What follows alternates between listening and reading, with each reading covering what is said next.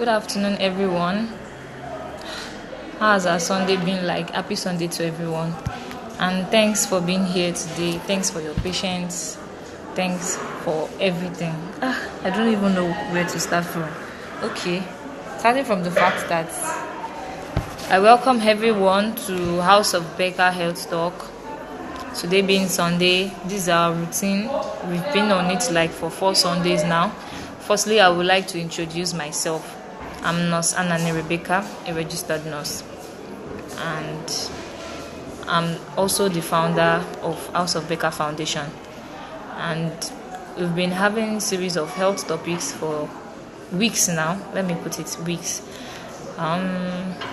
Yes, we've been having series of topics, series of health talk, trying to health educate our nursing mothers, our pregnant mothers, and our general public. But most of the time, we've always been our target population has always been our nursing mothers and our pregnant mothers, because their health and the neonate health has been our priority. So, which made up to come up with the logo that says House of Becca, we keep you informed and also in vogue. Informed in the sense that we try to reach out to every pregnant mothers by visiting them on their antenatal days in health centers, trying to educate them on the importance of good nutrition during pregnancy and also the importance of prenatal visits before delivery. Today, I'll be the guest speaker for today and also the presenter. Sorry, today has been tough. I've not even handed over at work. I'm still at work and I'm still on duty. But however it's going to be like, I'll just try my possible best to do the normal thing I'm supposed to do every Sunday. Now, good afternoon once again, and you're welcome to House of Becca. Today's episode we'll be talking about low birth weight and prematurity in neonates. Low birth weight and prematurity in neonates. I would like to define the key topics there.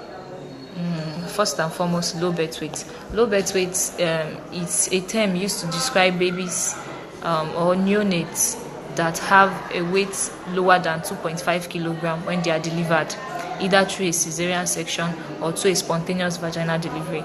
That is, it could be through vagina or it could be through CS. As long as the baby weighs less than 2.5 kilogram, the baby is defined or classified as a baby with low birth weight. And prematurity is a term used to describe babies that are born before 37 weeks of their normal gestational age in pregnancy. That is, babies are supposed to stay in utero for about 37 weeks. But when they don't, that is in the uterus, but when they don't stay for that long, they are termed as premature babies. Now, neonates are newborns between the number of days between 0 to 28 days. When they are more than 28 days, they are no longer considered as neonates. So those are the key terms in my topic today: low birth weight and prematurity in neonates. Now I've defined the key terms. I would like to expatiate more on them, like starting from low birth weight. Now, low birth weight and prematurity goes hand in hand. That is, in the sense that if a baby is considered a low birth weight baby, then it's possible that the baby is also premature.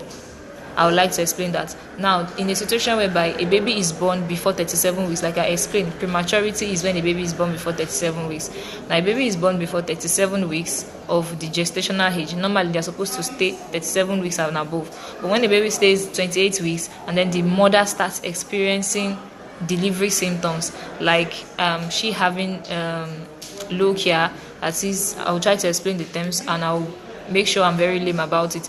Like she having symptoms of delivery in the sense that she starts seeing fluid coming out of her vagina mixed with blood. That's also a sign of delivery. And then she feels this contraction at her lower abdomen. That is as if her vagina is contracting, that is expanding. Those are also signs of delivery. So when a baby that has not gotten to 37 weeks and then the mother starts experiencing that kind of symptoms, that baby is termed premature baby. It's coming out prematurely, or maybe a CS is done due to fetal distress, or in a situation whereby the amniotic fluid in the uterus that is covering the baby is no longer enough to make the baby survive. then a CS is performed. And those kind of situations where babies CS are done, that cesarean sections are done on those kind of mothers before 37 weeks are always considered as prematurity. Now, a baby born at this premature age will always have a low birth weight. That is, a weight lower than 2.4 kilogram. We will always have it. So, most of the time, the prevalent cause of low birth weight is prematurity. Now, another prevalent cause is intrauterine growth restriction. That is in the sense that the baby in utero cannot grow well, maybe due to the mother's condition, health condition, or due to the baby's condition itself. Like I said earlier, fetal distress. A baby that is having fetal distress, that is not comfortable in utero again, is not comfortable in the womb again.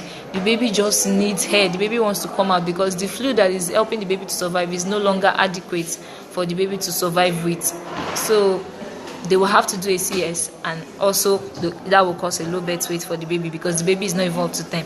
Then mothers' health conditions such as like hypertensive cases, mothers that have high hypertension, sometimes their blood situations like their hypertension always causes fetal distress for the baby. Baby might be having distress too because sometimes the blood of the mother is some of the nutrients in the blood of the mother is being filtered to give the baby for the baby to survive. Now this blood is not even enough for the mother, so how would the baby even get enough for it to be filtered to? So those are some of the causes of low birth weight.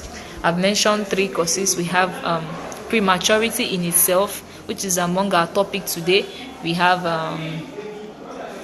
intrauterine growth restriction, that is the baby cannot grow well, and we have medical conditions of the mother or the baby in utero, which could also cause low birth weight. Now, what are the kinds of babies that are at risk? That is, neonates that are at risk for low birth weight. Now, such neonates are infection during pregnancy. Like we always advise our pregnant mothers, they should always go for prenatal checkups, because it's when they go for this checkup, the doctor will be able to ascertain if she is free of infection or she has infection. Infection might not only mean vaginal infection, it might be malaria infection. Most of the time, if a mother has malaria and she doesn't treat it well, it always affects the baby's growing in the womb and always hinders their good growth. So babies, mothers that have infection, their babies are always at risk of having low birth weight when they are being born. Another risk available is if there's a condition with the placenta. I want it to be lame, that's why I'm not using the medical terms. That's why I'm actually being lame about it. Like the placenta that supplies nutrients to the baby. Maybe there's, I don't want to, okay, let me just say it, placenta previa, in a sense that the placenta that is supplying oxygen and everything to the baby has cooled down the baby, even preventing the baby from even breathing well. It always causes fetal distress, and then from fetal distress the baby will want to come out, and then the CS is done, and then the baby will have a low birth weight. So like I said earlier, low birth weight and prematurity go hand in hand. And most of the time, if there are some babies that have low birth weight, when they are born, they can either be full term or premature babies. That is, they can be normal near-term babies, or they can be either premature babies, and they will still have low birth weight. So I'm not classifying, or I'm not cutting it short to the fact that any baby that is premature is going to have a low birth weight, or any baby that is having low birth weight is a premature baby. No, I'm not saying that. I'm only saying that prematurity is mostly the cause of low birth weight. That is what I'm trying to say. Like, there are some babies that have low birth weight, but they are not premature babies. They are normal term babies, and that might occur maybe due to the fact that when the mother was pregnant, she was not eating well, she was not having enough good diet, and she was not gaining enough weight for the baby to survive with. So most of the time when they give birth, their babies always have low birth weight. Another condition that may put a baby at risk is smoking. There are some pregnant women that believe that when they smoke, it helps to reduce their nausea, but that's a big lie, because most of the time you might smoke, and if you're someone that your hormones react a lot, nausea will always be there. Some people will say, it will reduce the amount of spit I pass out. It's not really true. So smoking can actually affect the baby in utero, causing fetal distress, making the baby lose the peace of the rest that the baby is having inside the womb. Also, alcoholism. That is why we always advise our pregnant mothers to always avoid these two things: smoking and alcohol. And inappropriate use of drugs. There are some pregnant women that they will say, okay, I'm having headache, let me take paracetamol. I'm having body pain, let me take ibuprofen. Make sure you go for your prenatal visit. Complain to your doctors so that they can know what to prescribe to you at that point, because most of the time it might not be what you're thinking. You might be thinking you're having body pains. It might not actually be a body pain. It might be a referred pain. Maybe the baby is giving you sign that he or she wants to come out. So most of the time we advise our pregnant mothers not to use drug anyhow, just because they want to, or just because they are having this so pain at this so time. It's not done that way. So we actually advise our pregnant mothers to always go for their prenatal visits, so that they will not have inappropriate use of drugs, which can cause low birth weight for the babies. And also smoking and alcoholism, they should try to avoid it. And last but not the least, babies that are always at risk of low birth weight are babies born to mothers between the ages of 17 or less, and then 35 years and above. Those kind of primary mother, that is first time mothers, always have their first child having a low birth weight. That is it. According to studies shown, it's shown that mothers with 17 years lower have low birth weight babies. Now, what are the symptoms that we can see in a baby born with low birth weight for you to confirm, okay, this baby can be termed as a low birth weight baby? Number one is the weight will be less than 2.5 kilogram or lower.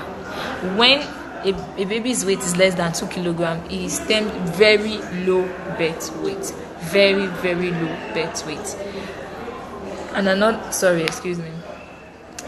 symptom is the baby will have less fat on the body. That is, there will be no enough fat for the baby to survive with. That is, the baby will be looking so thin, and then the baby will appear small. When you look at the baby always appears small. You look at, why is this baby small? If you check that baby's weight, the baby is definitely having low birth weight. Another symptom is the baby has a bigger head more than the body. When you look at the baby physically, structurally, the head is always bigger than the other parts of the body, and the body fat is always looking thinner. When you touch the skin sugar, the skin rigidity is very thin, very small, and those are the symptoms. Now, how can you diagnose that, okay, this mother would actually deliver a baby with a low birth weight? Number one, the mother has to always go for antenatal visits. That is why those are most of the things I emphasize on every episode I have here. I emphasize on the fact that mothers should always go for their antenatal visits. It's very, very important, because it's when you go for your antenatal visit, they will tell you that you have to check your fundal height. They will tell you they will check your fundal height for you. They will tell you to do series of ultrasound. Then from the ultrasound, they will be able to detect the weight of the baby. So if you need more diet, they will tell you the drugs to take to increase your diet. And that's where our Ematinics, our routine drugs for pregnant mothers, come in.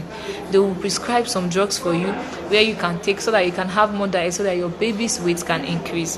Now, in a situation whereby a mother does not even visit the hospital, he only goes to the hospital, registers, and then waits till the day of delivery before she visits the hospital again. Those mothers are also at risk of, apart from low birth weight and prematurity, they are also at risk of other fetal conditions.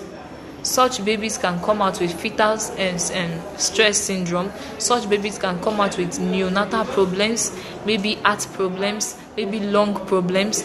And because most of the time, all these low birth weight baby, because of the immaturity of their lungs, they even find it difficult to breathe. they can't breathe on their own. You notice that such babies, they are always set on oxygen. Low birth weight babies and premature babies are always placed on oxygen because their lungs are not yet matured, their kidneys are not yet matured. Most of them even come down with jaundice. If I could remember the time we had a topic on neonatal jaundice, we talked about prematurity being a cause. Now, premature babies, because their kidneys are not yet matured enough to filter bile out, they come down with jaundice. Their bilirubin level rise to the highest because the work that the kidneys are supposed to perform and the liver are supposed to perform, they can't do it. So most of the time their bile level shoots up, and then their liver unable to process bile. This causes jaundice for them. So most premature babies and low birth weight babies go through this stress. So it's always advisable as a mother, if you don't want your baby to go through all this stress, to go through the cases of being past oxygen or being placed in neonatal intensive care units. This is a place where they keep babies that can't survive on their own if without oxygen and every other apparatus. Some babies will even need for you to pass tube into them for them to feed because they can't even feed on their own. You have to pass tube engine, that is nasogastric tube, either through the nose or directly to the stomach to feed them, or you pass a cannula IV line to give them fluid. So such babies are always prone to such kind of conditions. So those are, like I said, those are the possible complications of low birth weight baby. I've already bumbled everything off. Those are the complications. So the complications are inability of the baby to breathe. The baby will have to survive on oxygen. And then another point I didn't mention is the baby will always have a low body temperature. So most of the time, we nurses, we try to keep hot water bottle, warm tubs and warm towels beside them. Why? Because they have less body fat. So because of their reduced number of body fat, they cannot even generate it on their body for themselves. And you know, as babies, they need enough warmth that they can get. It's not like we adults that we can expose ourselves to normal atmospheric temperature, but they cannot. Most of them are even placed in heaters and incubators to keep them warm, while some are placed with warm towels around them and behind them just to keep them warm, because they have reduced body fat on their body, so they cannot process and produce more heat. So those are the kind of complications they pass through. Now to the prevention, which I'm going to be emphasizing on today. As a mother, please try to make sure all your antenatal visits are done.